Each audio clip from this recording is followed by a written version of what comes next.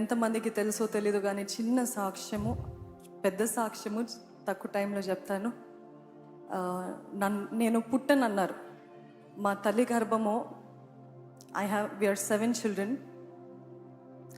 6 బిడ్డలు కనిన తర్వాత 6వ బిడ్డకి అంటే నా అక్కకి కనిన తర్వాత ఎక్స్ట్రీమ్ బ్లీడింగ్ అయిపోయి ఇంకా తల్లి బ్రతకదు, ఇంకా తన గర్భసంచిని మూసేయాలనేసి వాళ్ళు డిసిషన్ తీసుకున్నారు.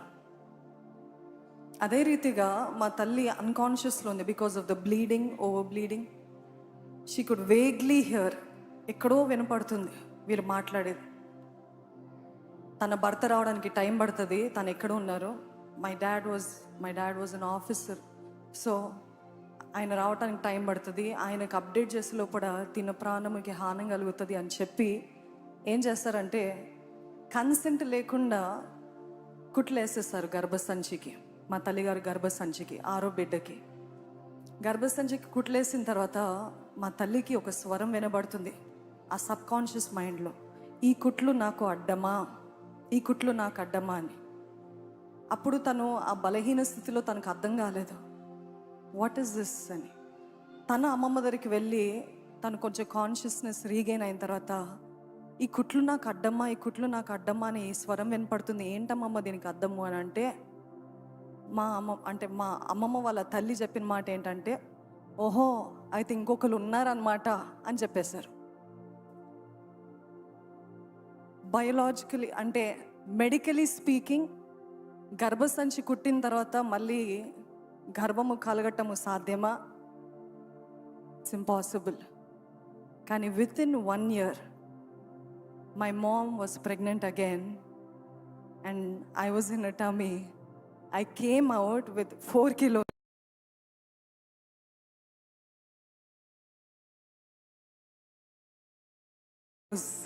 Very healthy, very heavy.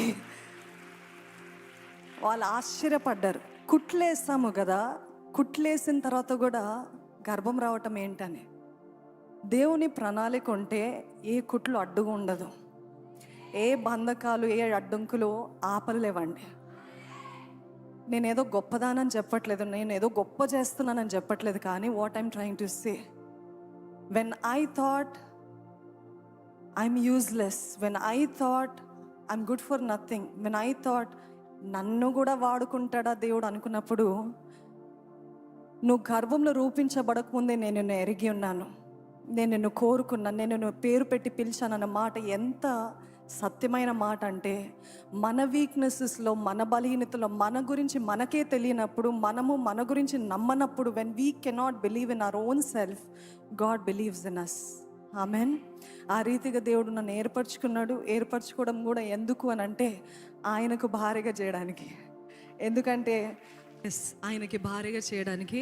ఎందుకంటే maybe I wouldn't fulfil my calling if it wasn't for him. If he wasn't the one, he's my destiny helper. If he wasn't the one that God has chosen for me, maybe I would have never fulfilled God's plan for my life. కాబట్టి ఆయనతోటి జతపరచబడిన తర్వాత దేవుడు తన పిలుపుని నెరవేరుస్తూ వచ్చాడు. దాన్ని బట్టి నేను దేవుని ఎంతగానో స్తుతిస్తున్నాను. అదే రీతిగా నిన్నటి దినాన జరిగిన విమెన్స్ కాన్ఫరెన్స్ ఎంతో ఘనంగా, ఎంతో మహిమకరంగా జరిగింది. అనుకోని రీతిగా నా పుట్టినరోజు ముందే, యాక్చువల్గా నా బర్త్డే నిన్ననే సెలబ్రేట్ అయిపోయింది. ఎందుకంటే అంతమంది స్త్రీలు కలిసి నిజంగా దేవుని ఆరాధిస్తూ మహిమపరుస్తున్నప్పుడు, దేవుని సేవలో ఉన్నంత ఆనందం ఇంకెక్కడ లేదు. వీ కుడ్ హ్యావ్ ఆ ఖర్చులు మేము విలాసాలకో లేకపోతే ఏదో చేసుకుంటూ we could celebrate, but no, this is our calling, this is our purpose. ఇది దేవుని ఉద్దేశం, ఇది దేవుని పిలుపు అని దేవుడి కోసము తెగిస్తూ చేస్తూ వచ్చాం.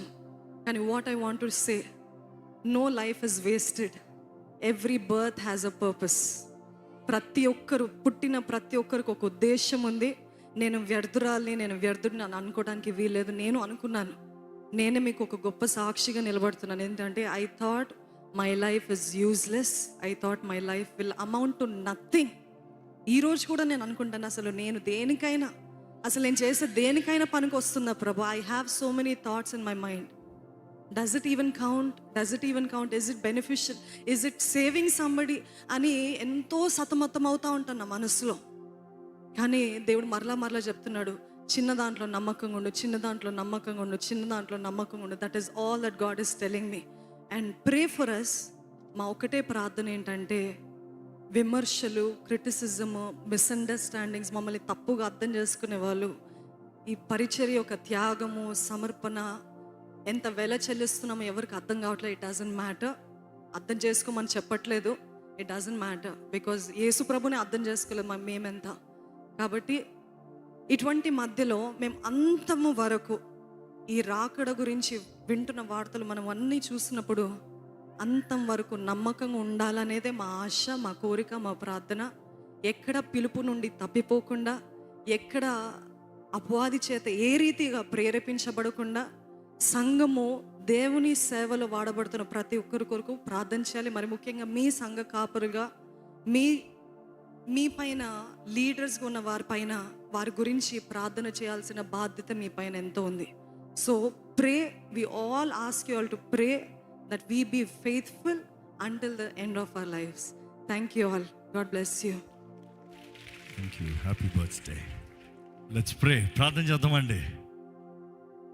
తను చెప్పింది మీకు అర్థమైందో? ఒక చిన్న డీటెయిల్ మిస్ చేసి I don't want to interrupt you. గర్భానికి మామూలుగా డెలివరీ అయిన తర్వాత కుట్లేస్తే మాత్రం కాదు, గర్భసంచి చినిగిపోయింది. చినిగిపోయిన గర్భసంచిని అర్జెంటుగా బ్లీడింగ్ వెళ్ళిపోతూ ఉందని అర్జెంటుగా కుట్లేస్తూ ఒకేసారి 6 అన్నారు కదా, ఇంకా చాలు కుట్టేద్దాం అని చెప్పి మొత్తానికి close the thing and also చినిగిన దాన్ని కుట్టిపెట్టారు. కానీ వాళ్ళు అన్నారు, అమ్మ దీనిపైన, ఎందుకంటే వీళ్ళ మదర్తో నాకు మంచి డిస్కషన్ ఉంది ఇది స్టోరీ. సో వాళ్ళన్న, అమ్మ దీనిపైన నువ్వు పిల్లల్ని కంటానికి ట్రై చేస్తే నీకు మరణపాయము, కాబట్టి నో, అందుకని ఇక్కడ నీ కన్సెంట్ కూడా తీసుకోలేదు, నీ మేలు కొరకు చేసేసామన్నారు.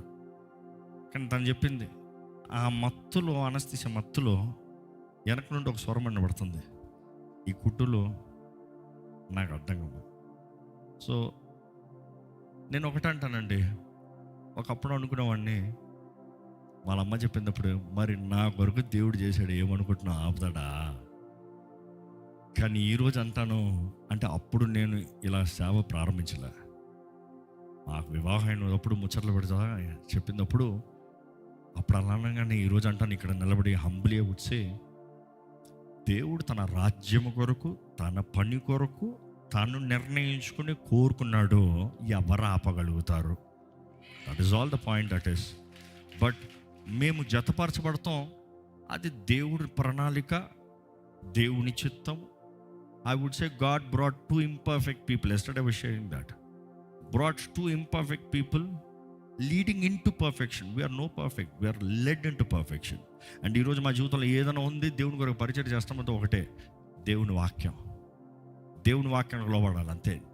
నాకు నువ్వు నేను ఇది కాదు, దేవుని వాక్యానికి లోబడతాం. దేవుని వాక్యం మీద కట్టుకుంటే చాలు, ఎవ్రీథింగ్ ఇస్ ఫైన్. దేవునికి భయపడిన వాడు దేవుని వాక్యం తగినట్టుగా జీవిస్తాడు, చేస్తాడు. దాన్ని బట్టి కుటుంబం ఆటోమేటిక్గా ఆశీర్వదించబడుతుంది, అభివృద్ధి చెందుతుంది. Amen. So only thing I could say is, if God say, తను చెప్పిన రీతిగానే తనను మాత్రం దేవుడు కోరుకున్నాడు కాదు, ఇక్కడ ఉన్న ప్రతి ఒక్కరిని దేవుడు కోరుకున్నాడు, ప్రతి ఒక్కరిని ఎరుగున్నాడు, ప్రతి ఒక్కరిని నిర్ణయించుకున్నాడు. సమర్పణ చాలా ముఖ్యం. తన సాక్ష్యం ఎరుగుంటే నా సాక్ష్యం ఏంటంటే ఇద్దరు తప్పిన వారు ఏమైనా కాలంలో, తన దారిలో తను తప్పింది, నా దారిలో నేను తప్పాను. దేవుడు నన్ను రక్షించుకున్నాడు, దేవుడు తనని రక్షించుకున్నాడు. అండ్ దేవుడు తన కొరకు నిర్ణయించి ఇద్దరు జీవితాలను తీసుకొచ్చి, పాడిన జీవితాలు తీసుకొచ్చి కలిపి, today people look at us as if we are something. No. Wounds are there, scars are there, just that బయటికి గ్రాండ్గా కనిపిస్తుంది. లోపట చూస్తే wounds, మార్క్స్, ట్రామాస్ అన్నీ ఇంకా ఉంటాయి. But we are being healed and restored. That's all I would say. So pray for us. మా కొరకు ప్రార్థన చేయండి. మీరు ఇంకొన్ని దీవించబడాలని మేము ప్రార్థిస్తున్నాం.